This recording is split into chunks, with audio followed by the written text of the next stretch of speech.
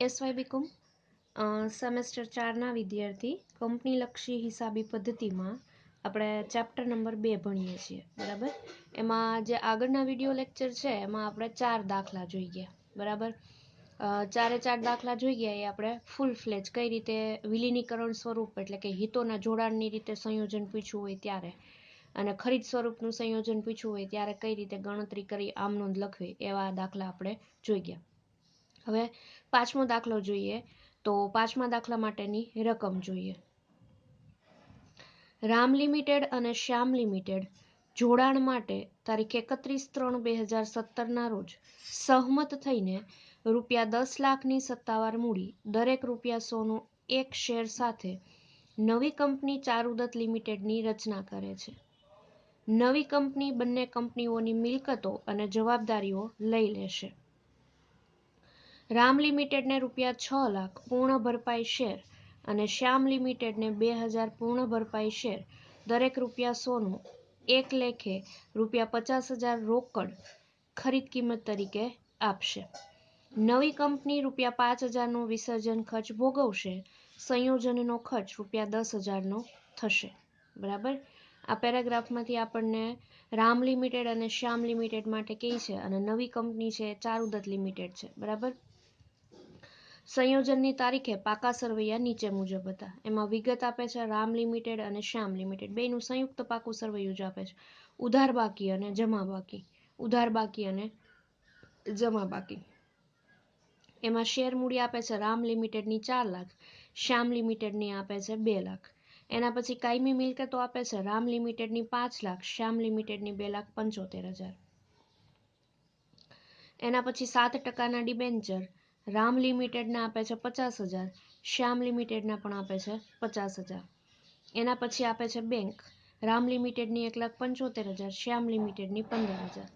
એના પછી સામાન્ય અનામત રામ લિમિટેડની 2,00,000, શ્યામ લિમિટેડની 40,000. એના પછી નફા નુકસાન ખાતું રામ લિમિટેડનું 25,000 આપે છે, શ્યામ લિમિટેડમાં નફા નુકસાન ખાતું નથી. બંનેનો ટોટલ આપે છે રામ લિમિટેડનો 6,75,000, શ્યામ લિમિટેડનો 2,90,000, બરાબર. આગળ આપણને એવું કહે છે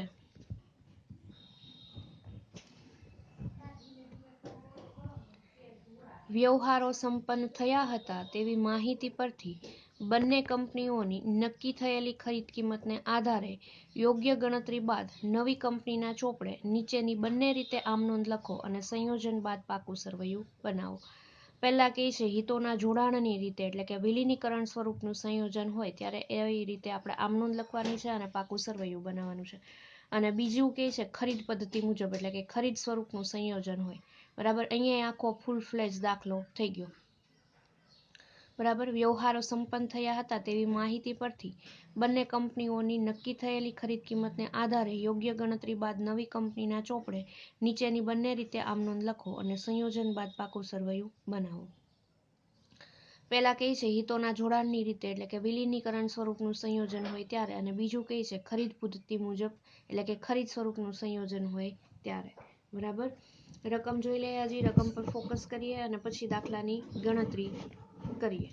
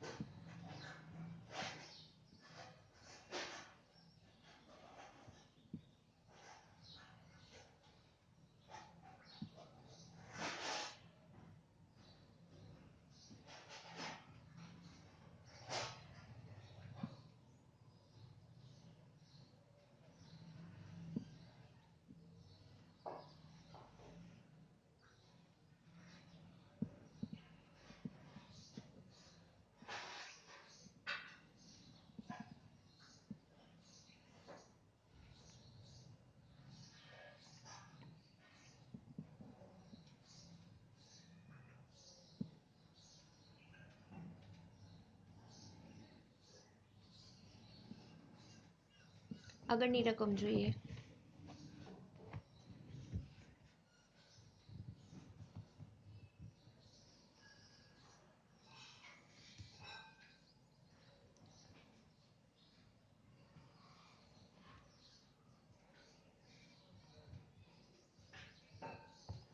હવે આપણને ખબર છે કે હિતોના જોડાણની રીતે આપણને વિલીનીકરણ સ્વરૂપનું સંયોજન પૂછ્યું હોય ત્યારે આપણે ચોખ્ખી મિલકતોની કેવી કંઈ ગણતરી કરવાની હોય નહીં, ફક્ત હિતોના જોડાણની રીતે આપણે અનામત અને નફા નુકસાન ખાતાની જમા બાકી ગોતીને આમ નોંધ આપીશું. જ્યારે ખરીદ પદ્ધતિ મુજબનું સંયોજન કરવાનું હોય ત્યારે આપણે ચોખ્ખી મિલકતની ગણતરી કરવાની થાય, ખરીદ કિંમતની ગણતરી કરવાની થાય, અને ચોખ્ખી મિલકત અને ખરીદ કિંમત મુજબ જે કાંઈ તફાવત હોય તો પાઘડી અને મૂડી અનામત છે ગોતવાની થાય. એ ખાસ જોવાનું, બરાબર. હિતોના જોડાણની રીતે કે ત્યારે વર્કિંગ નોટ સ્વરૂપે આપણે ચોખ્ખી મિલકતોની કે ખરીદ કિંમતની ગણતરી કરવાની રહેશે નહીં, પણ જ્યારે ખરીદ પદ્ધતિ મુજબ એટલે કે ખરીદ સ્વરૂપનું સંયોજન કે તો જ આપણે ચોખ્ખી મિલકત અને ખરીદ કિંમતની કે મૂડી અનામત કે પાઘડીની ગણતરી કરવાની થાય, બરાબર. આપીએ આપણે દાખલા નંબર 5.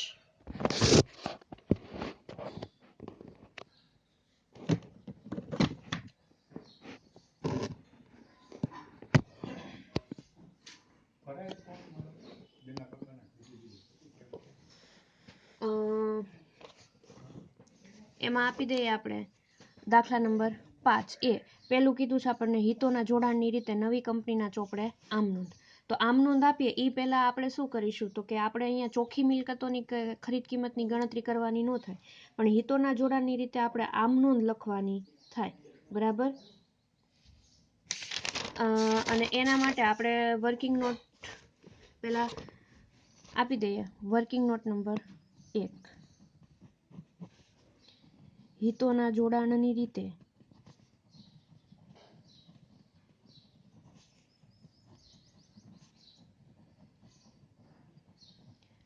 આમ નોંધ વખતે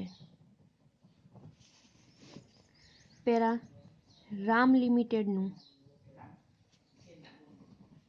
અનામત અને નફા નુકસાન ખાતાની જમા બાકી આ આપણે બાકી ગોતી જ લઈશું, બરાબર. એમાં પાકા સરવૈયા મુજબ અનામત કેટલી આપી છે?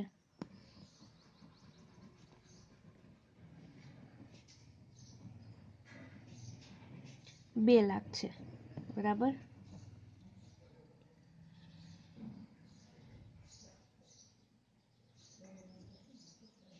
અને નફા નુકસાન ખાતું કેટલું આપ્યું છે તો કે 25,000, એટલે આપણને મળશે 2,25,000, બરાબર. એમાંથી બાદ ખરીદ કિંમત રૂપે કેટલાય છે તો કે ખરીદ કિંમત જો આપણને કીધું છે કે રામ લિમિટેડને રૂપિયા 6 લાખ પૂર્ણ ભરપાઈ શેર અને શ્યામ લિમિટેડને 2,000 પૂર્ણ. તો આપણે રામ લિમિટેડ માટે જોઈએ છીએ તો રામ લિમિટેડ માટે આપણે ગણતરી કરવાની થશે 6 લાખ ખરીદ કિંમત અહીંયા જ આપી દઈએ. ખરીદ કિંમત રૂપે કેટલા આપે છે તો કે 6 લાખ, બરાબર. એમાંથી બાદ આપણી જૂની શેર મૂડી કરીશું આગળના દાખલામાં જે પ્રમાણે કર્યું તો એમ.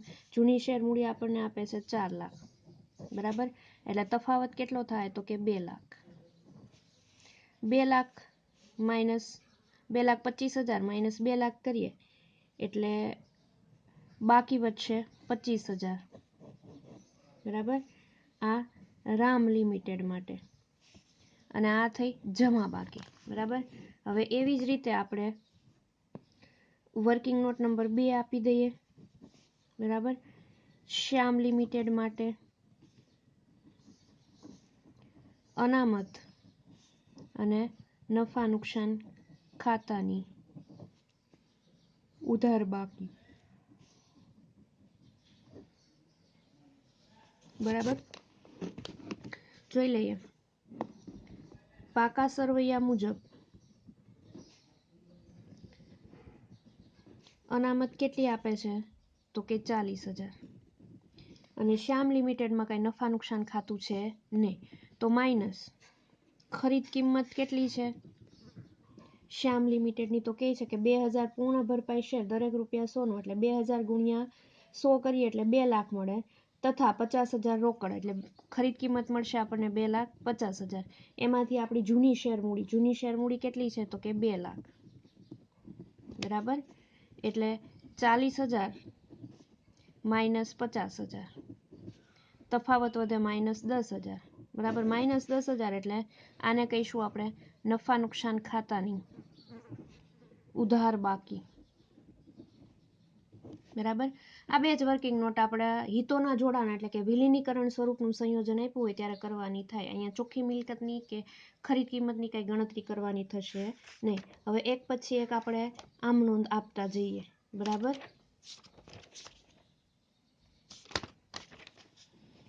પહેલા આપીશું આપણે વિલીનીકરણ સ્વરૂપ એટલે કે હિતોના જોડાણ મુજબ. બરાબર. તો પહેલી આમ નોંધ આપીએ. ધંધાની ખરીદ ખાતે ઉધાર તે રામ લિમિટેડના લિક્વિડેટર ખાતે. રામ લિમિટેડના લિક્વિડેટર ખાતે કેટલા લખવાના થાય? તો કે 6 લાખ ખરીદ કિંમત આપેલી છે આપણને. બરાબર. અને તે શ્યામ લિમિટેડના લિક્વિડેટર ખાતે. બરાબર. કેટલા થાય? તો કે 2,50,000. 2 લાખની શેર મૂડી આપે છે અને 50,000 રોકડા આપે છે. એટલે ધંધાની ખરીદ ખાતે લખવાની થશે આપણે 8,50,000. બરાબર. બાબત જે આપવી હોય તો આપી દેવાય. સંયોજનની શરત મુજબ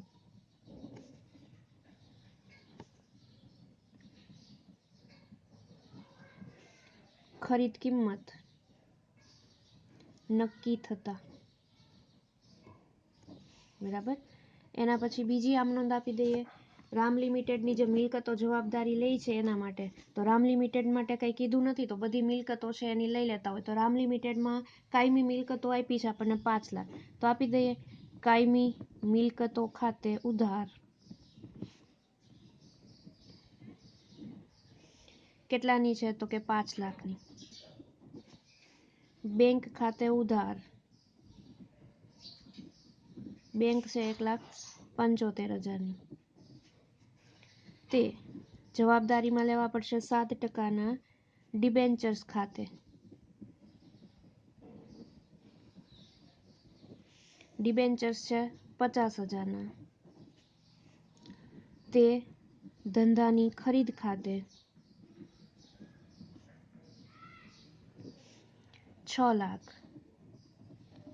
અને તે નફા નુકસાન ખાતે. વર્કિંગ નોટ 1 મુજબ. બરાબર.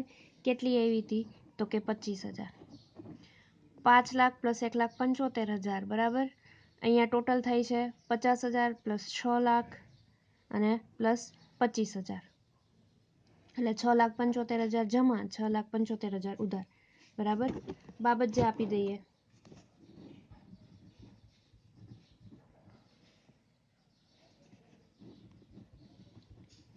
રામ લિમિટેડની મિલકતો જવાબદારી લેતા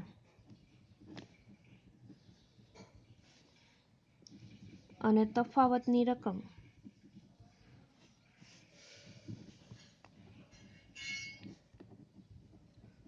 નફા નુકસાન ખાતે આપતા. બરાબર. હવે રામ લિમિટેડને ખરીદ કિંમત ચૂકવી દઈએ એના માટેની આમ નોંધ આપી દઈએ. તો રામ લિમિટેડના લિક્વિડેટર ખાતે ઉધાર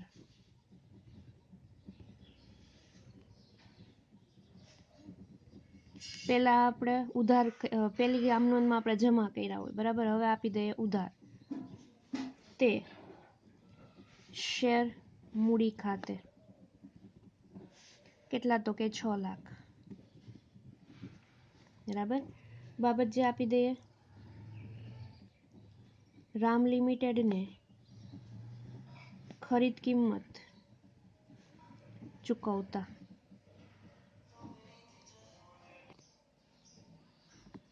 બરાબર. રામ લિમિટેડના લિક્વિડેટર ખાતે ઉધાર તે શેર મૂડી ખાતે જમા. આપી દીધું આપણે. હવે આપણે રામ લિમિટેડના લિક્વિડેટર ખાતે ઉધાર તે શેર મૂડી ખાતે જમા. હવે એવી જ રીતે આપણે શ્યામ લિમિટેડ માટે. તો શ્યામ લિમિટેડ માટે જે કાંઈ મિલકતો અને જે કાંઈ દેવા છે એના ખાતે આપણે ઉધાર અને જમા આપી દઈશું. તો કાયમી મિલકતો ખાતે ઉધાર. કાયમી મિલકતો છે 2,75,000ની. બરાબર. બેંક ખાતે ઉધાર બેંક કેટલાની છે તો કે 15,000ની. અને અહીંયા નફા નુકસાન જો આપણે વર્કિંગ નોટ નંબર 2 કરી ત્યારે નફા નુકસાન ઉધાર માઇનસ બતાવતું હતું, ખબર છે? નફા નુકસાન ખાતે નોંધ 2 બરાબર કેટલા આવતા હતા તો કે 10,000. અને તે જવાબદારી ખાતે આપવું પડશે તે 7%ના ડિબેન્ચર ખાતે. 7%ના ડિબેન્ચર છે 50,000. અને તે ધંધાની ખરીદ ખાતે, ધંધાની ખરીદ છે 2,50,000 બરાબર. બાબત જે આપી દઈએ શ્યામ લિમિટેડની મિલકતો અને જવાબદારી લેતા તથા તફાવતની રકમ નફા નુકસાન ખાતે આપતા. બરાબર. આ થઈ ગઈ શ્યામ લિમિટેડ માટે જે મિલકતો સ્વીકારે છે એના ખાતે ઉધાર અને જે દેવા છે અને ધંધાની ખરીદ ખાતે જમા. એના પછીની 5મી આમ નોંધ આપીએ. 5મી આમ નોંધ તો કે શ્યામ લિમિટેડને ખરીદ કિંમત ચૂકવવી પડશે. બરાબર. તો આપી દઈએ શ્યામ લિમિટેડના લિક્વિડેટર ખાતે ઉધાર કેટલા તો કે 2,50,000. તે શેર મૂડી ખાતે, શેર મૂડી છે 2 લાખની. અને તે બેંક ખાતે, બેંક છે 50,000ની. બાબત જે આપી દઈએ શ્યામ લિમિટેડને ખરીદ કિંમત ચૂકવતા. બરાબર. એના પછી 6ઠી આમ નોંધ આપીએ આપણે વિસર્જન ખર્ચ માટે. તો જો અહીંયા એવું કહે છે કે નવી કંપની ₹5,000નો વિસર્જન ખર્ચ ભોગવશે અને સંયોજનનો ખર્ચ ₹10,000નો થશે. તો એના માટે આપી દઈએ 6ઠી આમ નોંધ વિસર્જન ખર્ચ ખાતે ઉધાર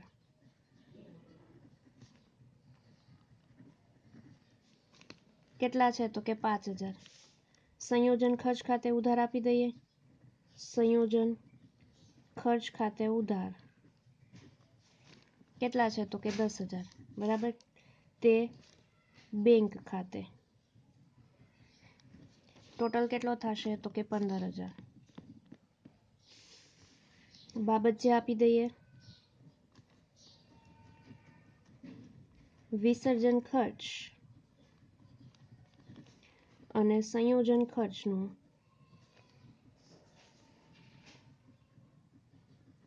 ચૂકવ્યું. બરાબર. એ જ રીતે હવે વિસર્જન ખર્ચ અને સંયોજન ખર્ચ છે એ નફા નુકસાન ખાતે આપણે માંડી વાળવા પડશે. 7મી અને છેલ્લી આમ નોંધ આપી દઈએ. તો આપી દઈએ નફા નુકસાન ખાતે ઉધાર કેટલા આપવા પડશે તો કે 15,000. તે વિસર્જન ખર્ચ ખાતે, વિસર્જન ખર્ચ છે 5,000 અને તે સંયોજન ખર્ચ ખાતે બરાબર કેટલા થશે તો કે 10,000. બરાબર. બાબત જે આપી દઈએ વિસર્જન ખર્ચ અને સંયોજન ખર્ચ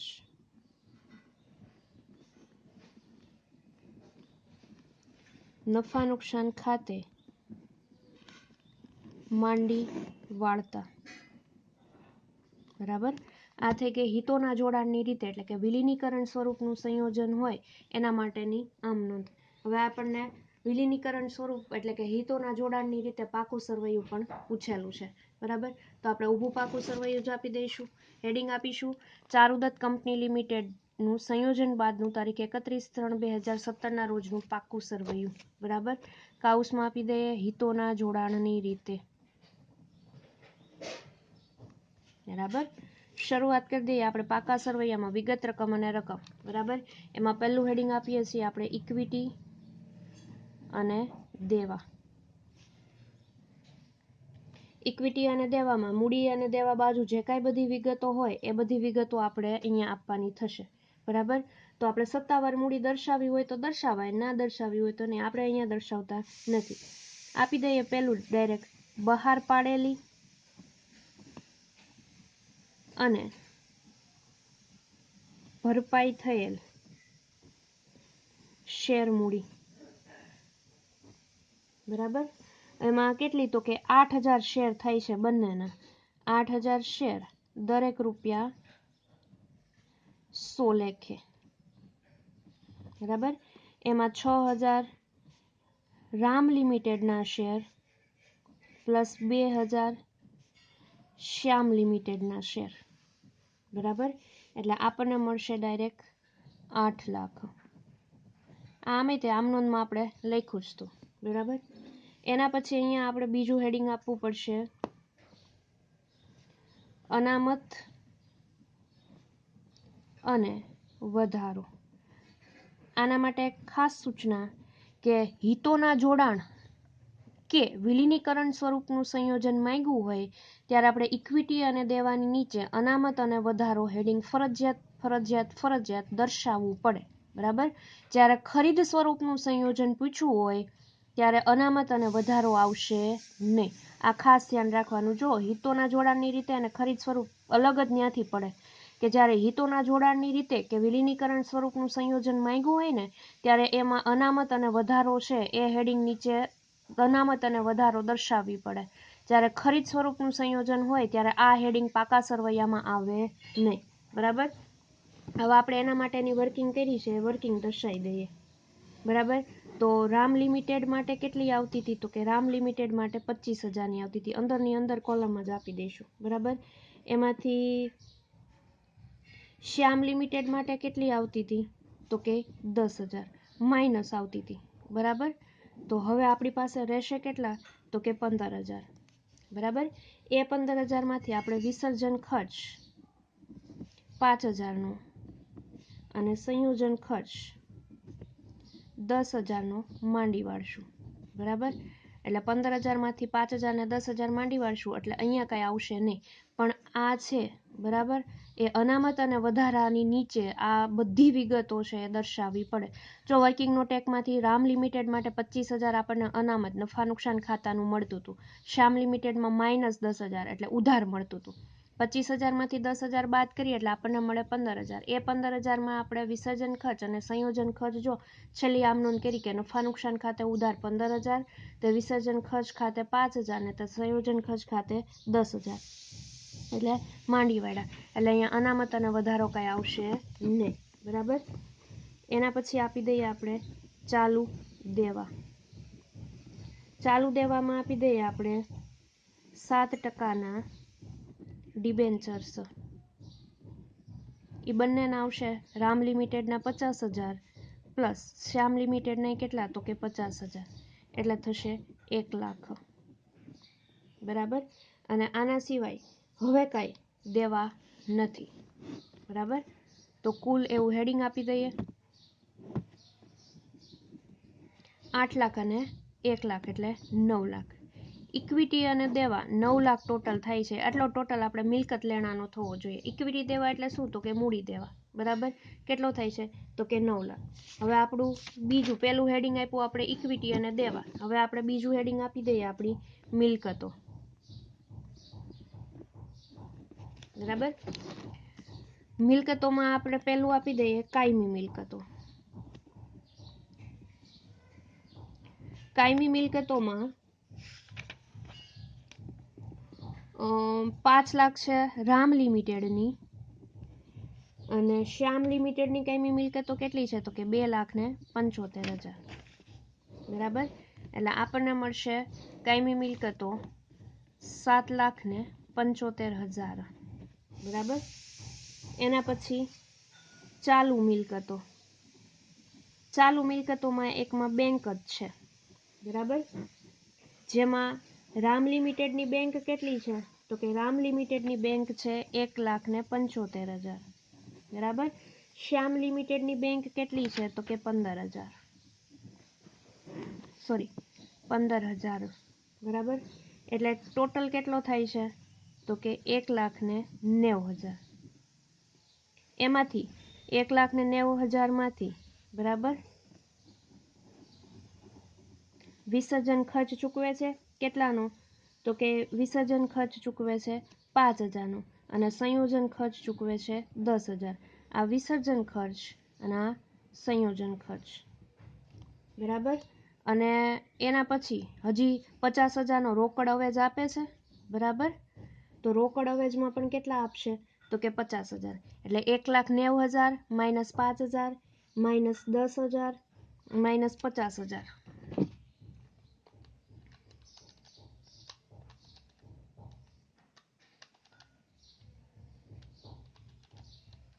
એટલે મળશે આપણને રોકડ 12ની કોલમમાં કેટલી આપણે લખીશું તો કે 1,25,000 બરાબર. આના સિવાય હવે કાંઈ મિલકતો નથી. તો ટોટલ કરીએ કુલ 7,75,000 પ્લસ 1,25,000 ટોટલ કેટલો થશે તો કે 9 લાખ બરાબર. અહીંયા સંયોજન એટલે કે વિલીનીકરણનું સ્વરૂપ અથવા તો હિતોના જોડાણની રીતે સંયોજન આપેલું હોય ત્યારે અહીંયા પાકું સરવૈયું 2માં 9 લાખ અને 9 લાખ ટેલી થઈ જાય છે બરાબર. આ આપણે હિતોના જોડાણની રીતે ભાગ પૂછેલો હતો એટલે હિતોના જોડાણની રીતે આપણે આમ નોંધ અને એનું પાકું સરવૈયું આપ્યું બરાબર. હવે ખરીદ સ્વરૂપ મુજબ આપણને આમ નોંધ અને પાકું સરવૈયું માંગ્યું છે એ આપણે નેક્સ્ટ વિડીયો લેક્ચરમાં જોઈશું બરાબર.